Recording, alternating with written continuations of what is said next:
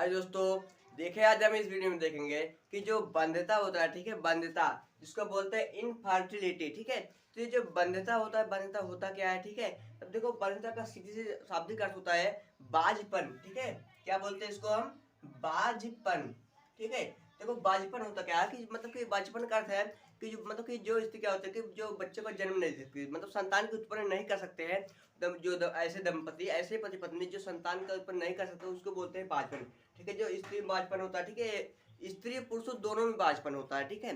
तो देखेंगे जो बाझपन होता क्या है इसके बारे में जानने वाले हैं, ठीक है। तो ये जो बंध्यता होता है बोलेंगे कि जो ये बंध्यता होता है ऐसे दंपति, ठीक है, ऐसे दंपति, देखो दंपति का अर्थ होता है पति पत्नी, पति पत्नी, ठीक है। तो बोलेंगे कि ऐसे दंपति, ऐसे पति पत्नी जो संभोग करने के बावजूद भी क्या करते हैं, जन्म करने के बावजूद भी क्या होता है कि संतान उत्पन्न नहीं कर पाते, ठीक है। संभोग करने के बावजूद क्या होता है कि वो संतान उत्पन्न नहीं कर पाते हैं, तो उन्हीं को हम बोलते हैं बंध्यता या बाझपन। मतलब कि बोलेंगे कि जो संभोग करने के बाद, जन्म करने के बाद भी क्या होता है कि संतान को उत्पन्न नहीं कर पाते, जिनको बोलते हैं बंध्यता या फिर बोलते हैं बाझपन, इनफर्टिलिटी, ठीक है। अब देखो आइए देखते हैं कि जो इनफर्टिलिटी होती है ये क्या होता है। ये क्या होता है कि ये जन्मजात जैसे हो सकता है, शारीरिक हो गया, मानसिक हो गया, या फिर भावनात्मक हो सकता है, ठीक है। जिसके कारण क्या होता है कि बंध्यता होता है, ठीक है। तो ये जो बंध्यता होता है, तो ये बंध्यता दो प्रकार से होता है, ठीक है। तो देखो बंध्यता जो होता है उसको बोलते हैं प्रथम प्रथम बंध्यता, ठीक है। तो जो प्रथम बंध्यता होता है, तो ये जो प्रथम बंध्यता होता है इसमें होता क्या है कि वह मतलब कि स्त्री मतलब क्या होता है कि एक साल मतलब कि विवाह के एक एक वर्ष पश्चात, मतलब कि विवाह के एक वर्ष पश्चात, विवाह के एक वर्ष पश्चात क्या होता है कि वह गर्भ धारण नहीं कर सकती, ठीक है। मतलब कि गर्भ धारण नहीं, मतलब कि जन्म क्रिया होगा मगर निषेचन हो जाएगा, गर्भ धारण नहीं कर पाएगी, तो वही क्या होता है कि वह हमारा होता है प्रथम बंधता। और जो द्वितीय बंधता होता है, द्वितीय बंधता, तो ये जो द्वितीय बंधे में होता क्या है कि वह गर्भ धारण कर लेती है मगर गर्भकाल को पूरा नहीं कर पाते, ठीक है।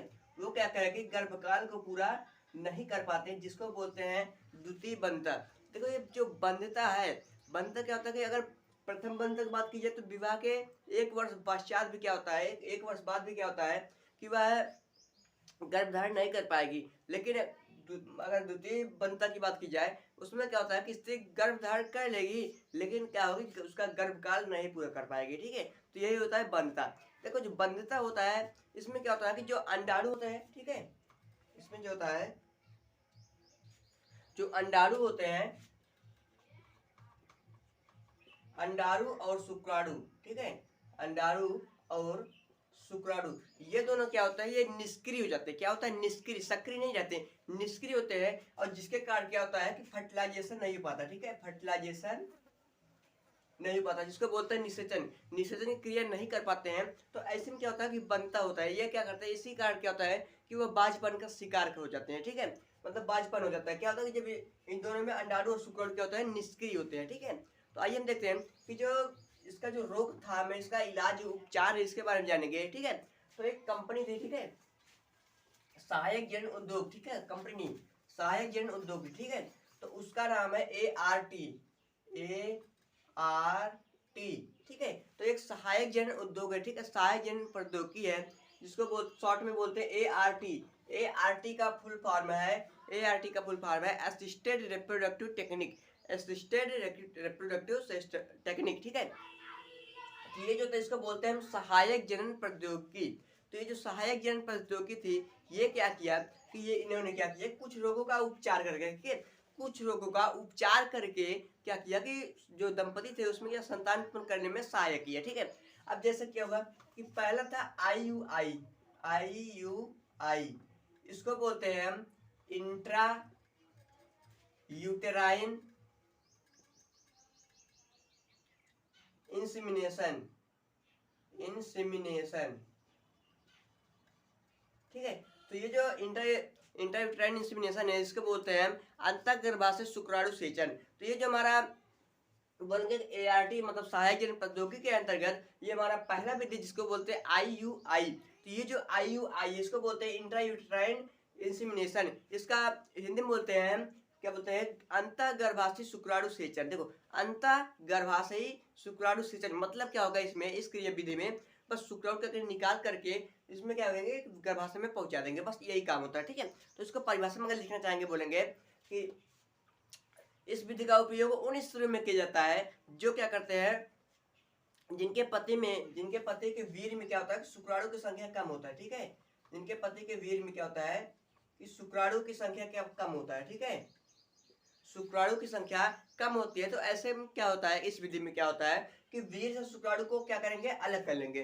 वीर्य से क्या करेंगे, शुक्राणु को अलग कर लेते हैं, और जो शुक्राणु को अलग कर लेते हैं उसको क्या करेंगे, कृत्रिम ढंग से। ठीक है, कृत्रिम ढंग से क्या करेंगे कि गर्भाशय में पहुंचा देते हैं। ठीक है, जिसको हम बोलते हैं IUI या अंतःगर्भाशय शुक्राणु सेचन। बस समझे रहेंगे कि जो IUI होता है, अंतःगर्भाशयी शुक्राणु सेचन होता है, इसमें होता क्या है कि मतलब कि इस विधि का प्रयोग उन स्त्रियों में किया जाता है जिनके पति के वीर्य में शुक्राणु की संख्या कम होता है। तो क्या करेंगे, इस विधि में प्रयोगशाला में जाकर क्या करेंगे, वीर्य को मतलब निकाल करके वीर से शुक्राणु को अलग कर लेंगे, और उसी शुक्राणु को करेंगे कृत्रिम ढंग से उनके मतलब कि स्त्री के गर्भाशय में पहुंचा देते हैं, जिसको बोलते हैं IUI। ठीक है, तो कृत्रिम ढंग से पहुंचाते हैं, इसको हम बोलते हैं AIT। ठीक है, AIT इसको बोलते हैं इंसेमिनेशन असिस्टेड, नहीं आर्टिफिशियल। ठीक है, आर्टिफिशियल इंसेमिनेशन टेक्निक। तो जो आर्टिफिशियल मतलब कृत्रिम ढंग से होता है, कृत्रिम ढंग से शुक्राणु सेचन करेंगे। ठीक है, तो ये हमारा IUI हुआ। ठीक है, और दूसरा विधि होता हमारा है, दूसरा विधि है जिसको हम बोलते हैं जिप्ट। क्या बोलते हैं, जिप्ट, ZIFT। ठीक है, तो ये जो जिप्ट होता है, जिप्ट को बोलते हैं zygote, zygote intrafallopian transfer. Zygote intrafallopian transfer, इसका फुल फॉर्म होता है जाइगोट इंट्राफैलोपियन ट्रांसफर, जिसको हम हिंदी में बोलते हैं अंतःअंडवाहिनी जाइगोट स्थानांतरण। ठीक है, जो हमारा युग्मनज होता है, युग्मनज क्या करेंगे, उसको स्थानांतर करेंगे, कहाँ करेंगे, अंडवाहिनी नलिका में। ठीक है, तो ये जो अंडवाहिनी नलिका में होता है इसको जिप्ट बोलते हैं। तो ये जो जिप्ट होता है, जिप्ट में बोलेंगे कि इस विधि का प्रयोग उन स्त्रियों में किया जाता है। ठीक है, तो बोलेंगे उन स्त्रियों में किया जाता है जो क्या करते हैं, जो निषेचन नहीं कर पाती है। तो मतलब कि निषेचन मतलब कि अंडाणु जाएगा, शुक्राणु जाएगा, मगर वहाँ पर निषेचन क्रिया नहीं होता है। तो यही होता क्या है कि जिप्ट करते हैं, मतलब कि जिप्ट करवाते हैं, जिसके कारण क्या होता है कि वो क्या करते हैं, संतान का उत्पन्न कर सके, यही सहायक होता है। तो यही ART ने क्या किया, जिप्ट बनाया, जिप्ट विधि बताया। तो जिप्ट विधि की मतलब विधि के द्वारा क्या होता है कि संतान की उत्पत्ति किया जा सकता है, तो ये सहायक होता है। तो इसमें जिप्ट में होता क्या है, बोलेंगे कि इस विधि का प्रयोग उन स्थितियों में किया जाता है कि जो निषेचन फर्टिलाइजेशन नहीं कर पाती है। ठीक है, जो क्या करती है कि जो निषेचन नहीं कर पाती है, निषेचन नहीं कर पाती है, तो उनमें होता क्या है कि उनके क्या करेंगे, जब निषेचन नहीं कर पाएंगे जिप्ट वाले में, तो क्या होगा कि जो मतलब कि महिलाएं होती हैं, मतलब कि दंपति होते हैं, पति पत्नी होती हैं, उनसे क्या होगा कि शुक्राणु और अंडाणु को निकाल देंगे। ठीक है, शुक्राणु अंडाणु को निकालेंगे। ठीक है, शुक्राणु और अंडाणु दोनों मतलब कि दंपतियों से क्या होता है कि शुक्राणु अंडाणु को निकाल लेंगे। उसके बाद क्या करेंगे, प्रयोगशाला में उसको क्या करेंगे, प्रयोगशाला में उसका फर्टिलाइजेशन कराएंगे, निषेचन करवाएंगे, और निषेचन कराने के पश्चात जब 8 कोरिक अवस्था में, 8 पुटी कोरिक अवस्था में मतलब कि जब भ्रूण बन जाता है, तो उसको क्या करते हैं, लेप्रोस्कोप के माध्यम से। ठीक है, लेप्रोस्कोप, ये देखो बार बार भी पूछ सकता है कि ये लेप्रोस्कोप होता है। ठीक है, ये क्या होता है, तो सीधे बताएंगे जो लेप्रोस्कोप होता है एक माध्यम होता है जिसके कारण क्या होता है कि जो भ्रूण होता है उसको हम आसानी से क्या होता है कि अंडवाहिनी में ट्रांसफर कर देते हैं, स्थानांतरण कर देता है, जिसको बोलते हैं लेप्रोस्कोप बोलेंगे। ठीक है, तो ये क्या होता है, लेप्रोस्कोप के माध्यम से क्या करेंगे कि जो महिला होती है उसके मतलब कि अंडवाहिनी में क्या होता है, ट्रांसफर मतलब कि स्थानांतरण कर देते हैं, जिसको बोलते हैं जिप्ट। ये एग्जाम में भी बार बार पूछा है, जिप्ट और गिफ्ट क्या होता है। ठीक है, तो जिप्ट और गिफ्ट मतलब कि ART के अंतर्गत आप सभी लोग इसको याद रखेंगे कि जिप्ट और गिफ्ट होता क्या है। ठीक है, तो ये जो जिप्ट होता है बोलेंगे, जिप्ट बोलेंगे कि इन विधि का प्रयोग उन स्त्रियों में किया जाता है जो निषेचन नहीं कर पाती है। क्या निषेचन नहीं कर पाती हैं, इनमें होता क्या है कि शुक्राणु और अंडाणु को निकाल करके प्रयोगशाला में उसका निषेचन किया जाता है, और निषेचन के 24 घंटे बाद 8 कोरिक अवस्था में, 8 पुटी कोरिक अवस्था में, ठीक है, मतलब कि ब्लास्टुला के अवस्था में क्या होगा, इसको क्या कहेंगे, लेप्रोस्कोप की सहायता से क्या कहेगा कि स्त्री के अंडवाहिनी में स्थानांतरण कर देते हैं, जिसको बोलते हैं जिप्ट। ठीक है, जिप्ट समझ में आ गया। ठीक है, अब देखो दूसरा, उसके बाद देखेंगे कि एक और होता है ART के अंतर्गत, और होता है जिसका नाम है गिफ्ट, GIFT। ठीक है, देखो गिफ्ट भी क्या होता है कि गिफ्ट, जैसे गिफ्ट किसी को देना, ठीक है, गिफ्ट। तो ये जो गिफ्ट होता है, तो गिफ्ट में बोलेंगे कि देखो गिफ्ट तो हमारा, ठीक है, इसका फुल फॉर्म हो जाएगा गिफ्ट से गैमेट, ठीक है, गैमेट इंट्रा फैलोपियन ट्रांसफर, ठीक है। तो ये जो गिफ्ट होता है, गिफ्ट को बोलते हैं गैमेट इंट्रा फैलोपियन ट्रांसफर। तो गैमेट का अर्थ हो गया युग्मक, ठीक है, युग्मक, और ये हमारा इंट्रा मतलब अंता, फैलोपियन मतलब अंडवाहिनी, और ट्रांसफर मतलब कि स्थानांतरण। बोलेंगे कि मतलब कि अंता अंडवाहिनी में युग्मज का स्थानांतरण। तो इसको देखो यहाँ पर जो हमारा फार्मूला, मतलब कि बोल सकते हैं इसका जो फुल फॉर्म है, इसी के आधार से हम जान सकते हैं कि इसका मतलब क्या तात्पर्य है, ठीक है। बस बोलेंगे कि युग्मक का स्थानांतर अंडवाहिनी में, ठीक है, युग्मक का स्थानांतर अंता अंडवाहिनी में, ठीक है। तो देखो इसको बोलेंगे क्या होगा, गिफ्ट में क्या होगा, बोलेंगे इस विधि का प्रयोग उन स्त्रियों में किया जाता है जिनमें क्या होता है कि अंडाणु का निर्माण नहीं होता। किसका निर्माण नहीं होता है? अंडाणु का निर्माण नहीं होता है, ठीक है। तो अंडाणु का निर्माण जब नहीं होता है तो उसमें क्या होता है कि एक मतलब कि दाता स्त्री से, मतलब कि जो अंडाणु को देती है, ठीक है, दाता, तो दाता स्त्री से अंडाणु को निकाल लेंगे, और निकाल करके क्या करेंगे, निकाल करके उस महिला में क्या करेंगे, स्थानांतर कर देते हैं, ठीक है, स्थानांतर मतलब पहुंचा देते हैं। तो उसी को बोलते हैं गिफ्ट, मतलब किसी को गिफ्ट करना, ठीक है। तो गिफ्ट जो होता है इसको बोलते हैं गैमेट इंट्रा फैलोपियन ट्रांसफर, मतलब कि युग्मक अंडावाहिनी स्थानांतरण। तो इसमें क्या होता है कि जो ऐसे इस विधि में उन स्त्रियों में क्या जाता है कि जो अंडाणु का निर्माण नहीं कर पाती हैं, और जब अंडाणु का निर्माण नहीं कर पाएंगी तो क्या होता है कि मतलब कि दाता, ठीक है, दाता स्त्री से क्या होगा, अंडाणु को निकाल करके इन स्त्री में क्या होगा, अंडाणु को स्थानांतर कर देते हैं, जिसको बोलते हैं हम गिफ्ट, ठीक है। तो गिफ्ट यही विधि होता है। जब देखो जब अंडाणु इसमें आ जाएगा, ठीक है, जब स्त्री में अंडाणु आ जाएगा तो जनन की क्रिया होगी, जिसके कारण क्या होगा कि निषेचन क्रिया होगी, गर्भाधारण होगा, गर्भकाल पूरा होगा, एक संतान को जन्म देगा, ठीक है। तो ये जो एआरटी का अंतर्गत यही सब क्या होगा कि यही सब विधि अपनाया गया, जिसके कारण क्या होगा कि कुछ रोगों का उपचार करके संतान को उत्पन्न हम कर सकते हैं। मतलब देखो इसमें अंडाणु का निर्माण कौन सा, अंडाणु डाल दिए उसमें, मतलब कि उपचार हो गया, ठीक है। अब देखो इसको हम जान लिए कि जो गिफ्ट होता है, ठीक है। अब देखो आगे हम देखेंगे कि IVF, IVF, ये देखो जो IVF है ये हमारा बहुत ही ज्यादा इंपॉर्टेंट है कि IVF होता क्या है। ये हमारे बोर्ड एग्जाम इंटर के बोर्ड एग्जाम में भी बहुत बार पूछा है कि IVF होता क्या है और इसका प्रयोग पहले बार किसने किया, ठीक है। तो ये सब ज्यादा, ये हमारा मोस्ट इंपॉर्टेंट बनता है कि IVF होता क्या है, ठीक है। इसका देखो फुल फॉर्म जो होता है इन विट्रो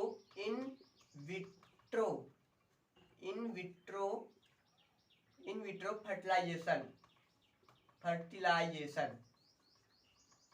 तो इन विट्रो फर्टिलाइजेशन जिसको बोलते हैं अंतःपात्र निषेचन। देखो कि जो अंतःपात्र निषेचन मतलब कि जो निषेचन क्रिया होगी वह एक पात्र में होगा, ठीक, पात्र के अंदर होगा। तो इसी मतलब कि इस तात्पर्य निकला कि जो निषेचन होगा वह एक पात्र में होगा, ठीक है। तो ये जो होता है इसको हम परख नली शिशु भी बोलते हैं, ठीक है, परख नली शिशु।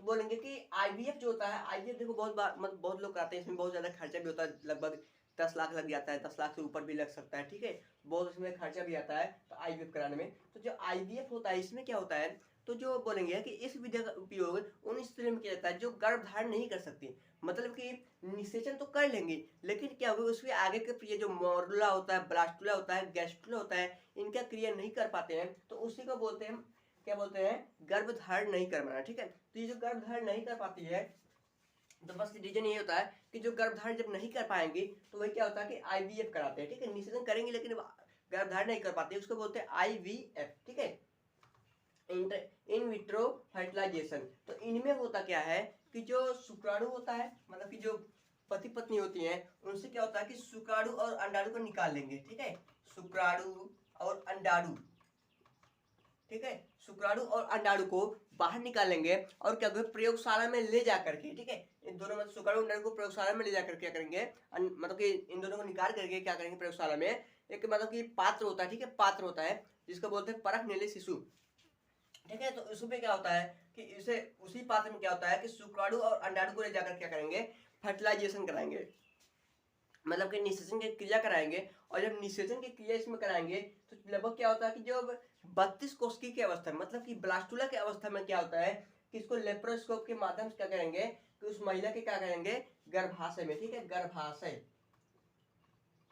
गर्भाशय में यूट्रस में क्या होता है कि मतलब कि पहुंचा देते हैं, इसी को बोलते हैं हम आईवीएफ। इसको क्या बोलते हैं, आईवीएफ। बस बोलेंगे कि जो आईवीएफ होता है इस विधि का प्रयोग उन स्त्रियों में किया जाता है जो क्या करती हैं कि जो गर्भ धारण नहीं कर पाती हैं। तो ऐसे क्या होता है कि दोनों दंपतियों से शुक्राणु और अंडाणु को मतलब कि दोनों दंपतियों को प्रयोगशाला में ले जा करके शुक्राणु और अंडाणु दोनों को निकाल लेंगे, और निकालने के बाद क्या होता है कि बर्तन मतलब कि एक पात्र में निषेचन करवाया जाता है, और उसमें क्या होता है कि 32 कोष की अवस्था में क्या होता है, लेप्रोस्कोप के माध्यम से करेंगे, गर्भाशय में क्या करेंगे, पहुंचा देंगे, जिसको बोलते हैं हम IVF, intra in vitro fertilisation, ठीक है, अंतःपात्र निषेचन। ठीक है, अब देखो आईवीएफ की थोड़ा हिस्ट्री टाइप जान लेंगे। ठीक है, तो अगर बार बार आपसे पूछा भी गया है कि मतलब कि आईवीएफ का सर्वप्रथम प्रयोग किसने किया, तो बोलेंगे स्टेप्टो एडवर्ड ने। ठीक है, सर्वप्रथम स्टेप्टो एडवर्ड ने, तो सर्वप्रथम क्या होगी, 25 जुलाई को, ठीक है, 25 जुलाई सन 1978 ईस्वी में, ठीक है, 25 जुलाई सन 1978 ईस्वी में स्टेप्टो एडवर्ड ने सबसे पहले ब्रिटेन के, ठीक है, ब्रिटेन के स्टेप्टो एडवर्ड वैज्ञानिक ने, मतलब नहीं वैज्ञानिक, डॉक्टर, ठीक है, स्टेप्टो एडवर्ड डॉक्टर ने क्या किया 25 जुलाई सन 1978 ईस्वी में, ठीक है, तो इसका उपयोग किया, ठीक है, जिससे एक लड़की का जन्म हुआ। ठीक है, जिससे क्या हुआ, एक लड़की का जन्म हुआ, जिसका नाम है ल्यूसी जॉय ब्राउन। ठीक है, लुइसी जॉय ब्राउन। तो आप लोग ये बात ध्यान में रखेंगे कि जो लड़की का नाम है कि जो सर्वप्रथम इसका उपयोग जो किसने किया, तो बोलेंगे स्टेप्टो एडवर्ड ने। कब किया, 25 जुलाई सन 1978 ईस्वी में, मतलब कि एक लड़की का जन्म हुआ, बोलेंगे ल्यूसी जॉय ब्राउन, जिसका नाम क्या था, ल्यूसी जॉय ब्राउन था। ठीक है, और दूसरी बार भारत में क्या हुआ कि भारत में डॉक्टर सुभाष चंद्र मुखर्जी ने, किसने, सुभाष चंद्र मुखर्जी ने इसका उपयोग किया। इससे भी क्या हुआ कि एक लड़की का निर्माण हुआ। ठीक है, मतलब लड़की की उत्पन्न हुई, ठीक है, लड़की, ठीक है, तो लड़की जन्म देती है, उसमें क्या होता है, उसका नाम क्या था, उसका नाम था कनुप्रिया अग्रवाल। ठीक है, अग्रवाल। तो आप लोग क्या करेंगे, जो आईवीएफ होता है आईवीएफ पूरा जान लेंगे। ठीक है, जिसमें क्या होता है कि गर्भधारण नहीं होता है, इसमें बर्तन में क्या होता है, फर्टिलाइज कराते हैं, उसके बाद लेप्रोस्कोपी के माध्यम से गर्भाशय पहुंच देते हैं, इसको याद रखेंगे। और जो हमारा हिस्ट्री होता है इसको भी याद रखेंगे कि सन 25 जुलाई सन 1978 ईस्वी में पहली बार ब्रिटेन के डॉक्टर ने स्टेप्टो एडवर्ड ने क्या किया कि इसका उपयोग किया, जिससे एक लड़की का जन्म हुआ। ठीक है, जो इसका नाम था ल्यूसी जॉय ब्राउन था। और दूसरी बार भारत में डॉक्टर सुभाष चंद्र मुखर्जी ने उपयोग किया, जिससे एक लड़की का जन्म हुआ, जिसका नाम है कनुप्रिया अग्रवाल। कब किए थे, 3 अक्टूबर को, 3 अक्टूबर सन 1978 में। ठीक है, 3 अक्टूबर सन 1978 में इसका उपयोग किया है। तो आप लोग क्या करेंगे, इसको याद रखेंगे, आईवीएफ बार बार पूछा गया बोर्ड एग्जाम में। ठीक है, आप लोग इसको मोस्ट रख लेंगे, ये बार बार पूछा भी गया, आप लोग इसको तैयार कर लेंगे। ठीक है, इसकी हिस्ट्री और आईवीएफ की परिभाषा, ठीक है, इसमें होता क्या है, इसके बारे में जान लेंगे। ठीक है, इसके बाद देखेंगे कि एक और हमारा और आता है जिसका नाम होता है ICSI। ठीक है, जिसका नाम है ICSI। तो जो ICSI होता है इसका फुल फॉर्म होता है ICS, इंट्रासाइटोप्लाज्मिक स्पर्म इंजेक्शन। देखो इंजेक्शन आ गया इसमें, बोलेंगे। ठीक है, मतलब कि अंतःकोश के शुक्राणु सेचन, ठीक है, इंजेक्शन के द्वारा अंतःकोश में। ठीक है, देखो इसमें क्या होगा, बोलेंगे कि इस विधि का प्रयोग उन स्त्रियों में किया जाता है जिनके पति के वीर में क्या होता है कि शुक्राणु की संख्या कम रहेगी, और वह क्या होता है, निष्क्रिय होता है। और जब निष्क्रिय रहेगा कि जो हमारा अंडाणु रहेगा, अंडाणु का जो जोना प्लेसुडा परत होता है, जोना प्लेसुडा बाहर की परत होती है, उसको तोड़ नहीं पाएगा। और जब जोना प्लेसुडा को तोड़ नहीं पाएगा तो क्या होगा, फर्टिलाइजेशन नहीं होता है। तो इसी कमियों को दूर करने के लिए क्या हुआ, इंजेक्शन का उपयोग किया गया। किसका, इंजेक्शन का उपयोग किया गया। मतलब इसमें जो इंजेक्शन होता है, इसकी जो नीडल होती है वह क्या होती है, लचीली होती है। मतलब कि जो लचीली इंजेक्शन होता है, इसमें क्या होता है कि जो प्रयोगशाला में पति को, मतलब उनके पति को होगा, प्रयोगशाला में ले जाकर क्या करेंगे, वीर को निकाल लेंगे, और वीर से क्या होगा, शुक्राणु को अलग कर लेंगे, और शुक्राणु को अलग करके क्या करेंगे, ठीक है, तो शुक्राणु को अलग करके मतलब कि ऐसे लचीली टाइप मतलब कि निडल रहती है, इसमें क्या करेंगे शुक्राणु को इकट्ठा कर लेंगे, ठीक है। शुक्राणु करेंगे इकट्ठा कर लेंगे, तो जो शुक्राणु को इकट्ठा करने के बाद क्या होता है कि इनको क्या करेंगे कि जो मतलब कि अंडाणु होता है, अंडाणु के पास निक्षेपण कर देते हैं, ठीक है, अंडाणु के पास पहुंचा देते हैं, जिसको बोलते हैं ICSI, मतलब कि इंट्रासाइटोप्लाज्मिक स्पर्म इंजेक्शन, ठीक है। इंजेक्शन के द्वारा क्या होगा कि अंडाणु के पास इसको निक्षेपण कर देते हैं, ठीक है। बस बोलेंगे कि इस विधि में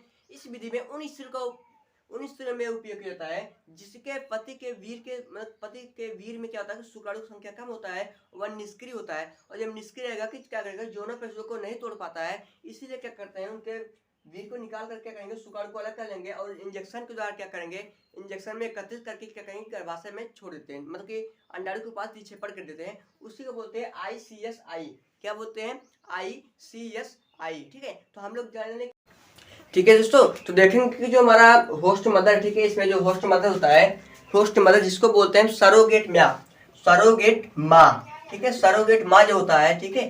तो ये जो सरोगेट माँ होता बोलेंगे, इसमें क्या होता है, इस विधि का उपयोग उन स्त्रियों में किया जाता है जो निषेचन कर सकती हैं, जनन के बाद निषेचन तो कर सकती हैं, लेकिन भ्रूण जो होता है भ्रूण का परिवर्धन नहीं कर सकती, मतलब कि ग्रासुला इसका निर्माण नहीं कर पाते हैं, कोरकपुटी का निर्माण नहीं कर पाते हैं। तो यही जो होता है, इसमें क्या होगा कि भ्रूण का परिवर्धन नहीं कर पाती हैं, तो इसमें क्या होता है कि उन स्त्रियों से क्या करेंगे कि जो हमारा भ्रूण होता है, भ्रूण को क्या करेंगे निकाल करके, ठीक है, जो हमारा भ्रूण होता है इसको क्या करेंगे 32 कोशिका की अवस्था में निकाल लेंगे, और निकाल करके किसी दूसरी स्त्री में, ठीक है, किसी दूसरी स्त्री में परिवर्तित कर देते हैं, ठीक है। मतलब कि सरोगेट जो माँ होता है वो क्या होता है निषेचन कर लेंगी, लेकिन क्या होता है कि वो भ्रूण का परिवर्धन नहीं कर पाती, भ्रूण को आगे मतलब कि तैयार नहीं कर पाते हैं, भ्रूण का परिवर्धन नहीं कर पाते हैं। तो उसमें क्या होता है कि युग्मज को निकाल करके दूसरी स्त्री में क्या होता है कि रोपित कर देते हैं भ्रूण को। जब रोपित कर देंगे उसमें क्या होता है कि एक निश्चित अवस्था में, ठीक है, एक निश्चित समय तक इसको रखते हैं। उसके बाद क्या होगा कि इसको निकाल करके उसी मूल माँ में या फिर किसी दूसरे स्थिति में स्थानांतर कर देते हैं, भ्रूण का रोपण कर देते हैं, जिसमें क्या होता है गर्भकाल पूरा होता है, जिससे एक बच्चे का जन्म होता है, ठीक है। देखो सरोगेट माँ होता क्या है, सरोगेट माँ इस विधि का प्रयोग उन स्त्रियों में किया जाता है, इस विधि का प्रयोग उन स्त्रियों में किया जाता है जो क्या करते हैं, जो निषेचन कर लेती हैं लेकिन भ्रूण का परिवर्धन नहीं कर पाती हैं। तो इसमें होता क्या है, उन स्त्रियों से युग्मज को निकाल लेंगे और निकाल करके किसी दूसरी स्त्री में प्रवेश कर देते हैं, और वो एक निश्चित समय तक उसमें रहता है। उसके बाद क्या होता है, उसको निकाल करके या फिर उसी मूल माँ में, मतलब उस जिससे निकालते उसी में, या फिर किसी दूसरे स्त्री में ट्रांसफर मतलब स्थानांतर कर देते हैं भ्रूण को, और जिसमें होता क्या है वह गर्भकाल पूरा करने के बाद क्या होता है कि बच्चे को जन्म देती है। तो बस यही मतलब कॉन्सेप्ट होता है। इसमें क्या होगा कि जो गर्भाधान जब नहीं पूरा कर पाएगी, मतलब कि दूसरे स्त्री में क्या होगा उसको मतलब कि भ्रूण को स्थानांतर कर देंगे, जो क्या होगी मतलब कि उसमें भ्रूण का परिवर्धन करेगी, ठीक है, मतलब कोशिकाओं का उसमें निर्माण करेगी, उसके बाद उसको निकाल किसी फिर दूसरी स्त्री में ट्रांसफर कर देंगे। तो यही होता है सरोगेट माँ, और जो बच्चे को जन्म देती है वही कहती है सरोगेट माँ, ठीक है। तो ये ध्यान रखेंगे सरोगेट माँ होता क्या है, ठीक है। तो आगे हम नेक्स्ट वीडियो में मिलेंगे कि जो हमारा ये सब क्या है कि मतलब कि रोकने के लिए परिवार नियोजन जनसंख्या वृद्धि होती है, इसके बारे में जानेंगे। जो परिवार नियोजन है इसकी कितनी विधियाँ होती हैं, ठीक है, मालाडी जो दवाइयाँ होती हैं इसका उपयोग कैसे होता है, ठीक है। तो यही सब बारे में जानेंगे कि जो परिवार नियोजन विधि होता है इसके बारे में जानेंगे अगले नेक्स्ट वीडियो में, ठीक है।